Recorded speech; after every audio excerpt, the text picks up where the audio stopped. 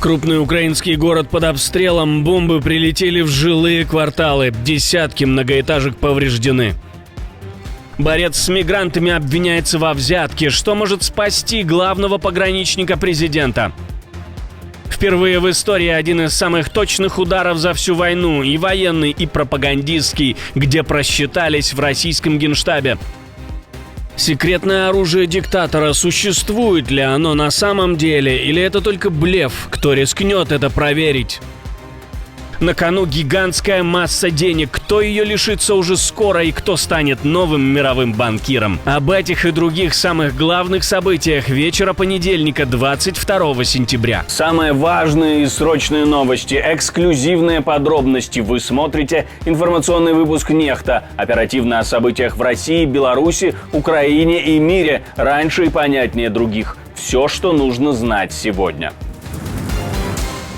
Ночь в Запорожье раскололась взрывами. Российская армия ударила как минимум 5 авиабомбами. 3 погибших. Сначала сообщали о 2, но спасатели достали из-под завалов полностью разрушенного дома тело 75-летней женщины. Счет жертв растет. Около половины 5 утра враг накрыл Запорожье массированными ударами. Около 40 минут россияне терроризировали город. Есть 2 раненых, 1 в тяжелом состоянии. Удар пришелся по жилым кварталам, повреждены 15 многоэтажек и 10 частных домов. Пострадали нежилые помещения и автомобили. Запорожье держится, но каждую такую ночь город оплачивает болью и жертвами.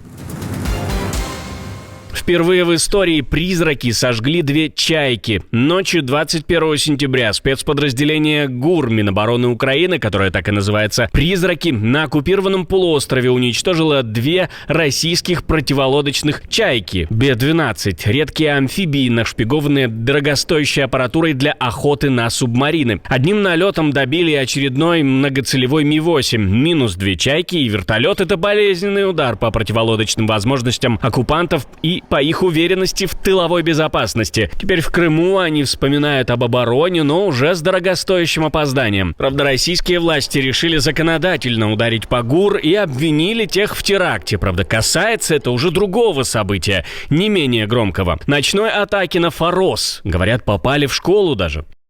Украинские националисты атаковали при помощи беспилотных летательных аппаратов поселок городского типа Форос.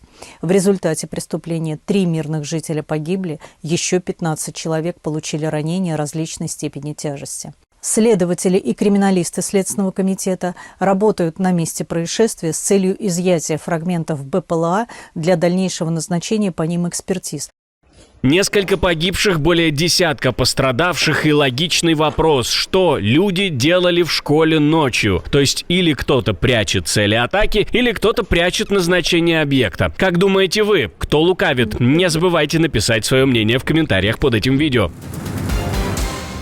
Главный борец с мигрантами попался на взятке. Конечно, это еще предстоит доказать, и тут начинается самое сложное. Ведь за кулисами может появиться тень президента. Reuters со ссылкой на 2 источника утверждает, бывший ИО главы миграционной службы Том Гоман, ныне руководящий кампанией Дональда Трампа по массовым депортациям, в 2024 году принял от агента ФБР под прикрытием сумку, в которой находилось $50 тысяч наличными. По версии следствия, Гоман обещал за деньги будущие госконтракты. Момент передачи, говорят, даже засняли на видео. Расследование стартовало в августе 24-го, еще при Джо Байдене, и выросло из отдельного дела по нацбезопасности, где другой фигурант не раз упоминал Гомана как человека, берущего взятки за обещания. Но летом 2025-го, по словам собеседника Reuters, директор ФБР распорядился дело закрыть.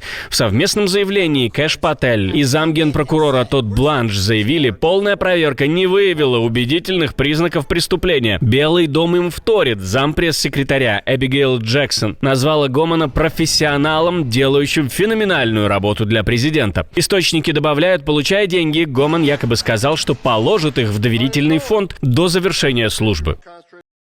Один из источников добавил, что Эмиль Бов, который тогда исполнял обязанности заместителя генерального прокурора, был проинформирован о деле в феврале. Во время того обсуждения он выразил недовольство расследованием и назвал его примером операции глубинного государства, имея в виду идею, что невыборные чиновники тайно контролируют правительство. Когда проверка начиналась, большое жюри в западном округе Техаса только брало дело в работу. После возвращения Трампа в Белый дом процесс фактически остановился. Эмиль Бов позже стал федеральным судьей и, как сообщается, вскоре распорядился закрыть и другие коррупционные дела, включая дело мэра Нью-Йорка Эрика Адамса, что спровоцировало ряд отставок прокуроров. Параллельно Минюст урезал антикоррупционное подразделение. Туда же попадало и дело Гомана. Стадион, 60 тысяч людей, бронестекло и рукопожатие, которого еще вчера не ждали. Дональд Трамп и Илон Маск встретились на прощании с Чарли Кирком на арене State Farm в Глендейле, и это выглядело как первый шаг к перемирию после их громкой ссоры. По словам специалиста по чтению по губам издания Daily Mail, Трамп начал с простого «как дела?», затем «Илон, слышал, ты хочешь поговорить?». К беседе подключился Дан Уайт, и прозвучало главное: «Давай попробуем вернуть все на рельсы».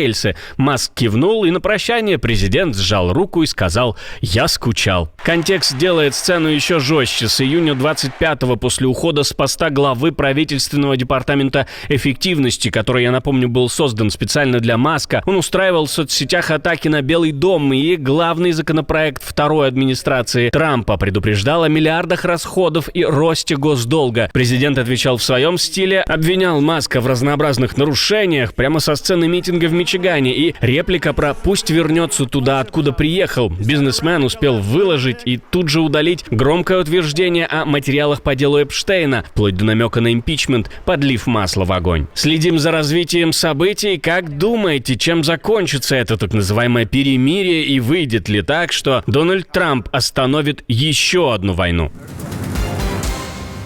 Наша команда существует благодаря вам. Поддержите ее, чтобы мы могли продолжать нашу работу.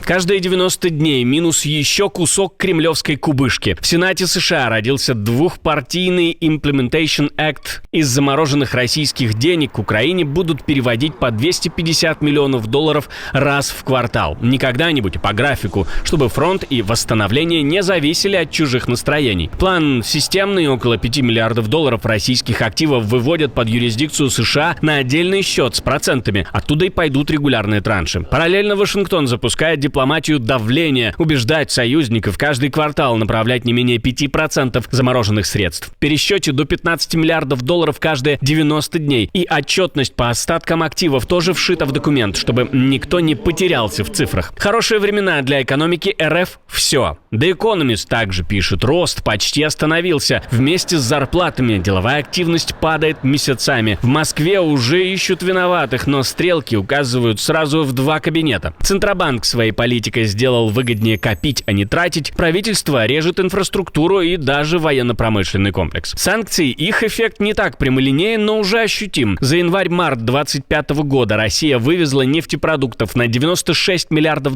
против 155 миллиардов в начале 2022. Журналисты отмечают, дело не только в ограничениях, а в конъюнктуре. Крепкий рубль, просевшие мировые цены на нефть, дорогие заимствования, которые душат добычу. Новый пакет санкций от ЕС может ударить по компаниям, которые возят и покупают российскую нефть. Но Кремль уже показывал, как обходить правила, особенно там, где третьи страны контролировать трудно. Запад давит именно на экономику. Это их главный рычаг, чтобы подвинуть Москву к миру. Министр финансов США Скотт Бессент формулирует жестко: это гонка между российской экономикой и украинскими солдатами. Даже если слабый рост прижмет Кремль к переговорам, решение не упадет завтра. Ухудшение пока слабо бьет по рынку труда, не ломает повседневность рядовых россиян, но сигналы прозвучали громко. Деньги перестали работать на победные отчеты. И это только начало длительной экономической паузы.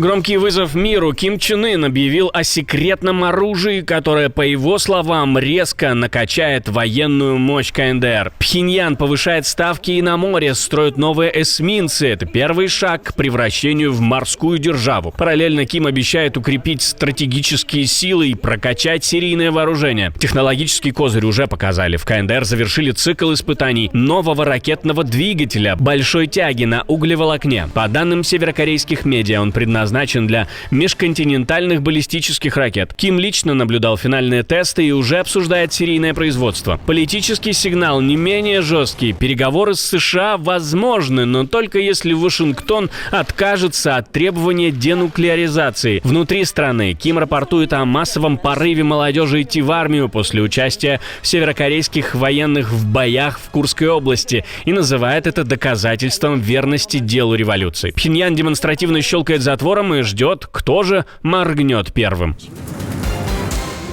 Главный партийный ревизор приезжает в Беларусь, человек, после визитов которого обычно никто не расслабляется. Инспектировать Лукашенко собирается член постоянного комитета китайского политбюро и секретарь Центральной комиссии по проверке дисциплины Ли Си. Ну а Лукашенко обещает все рассказать, но наедине.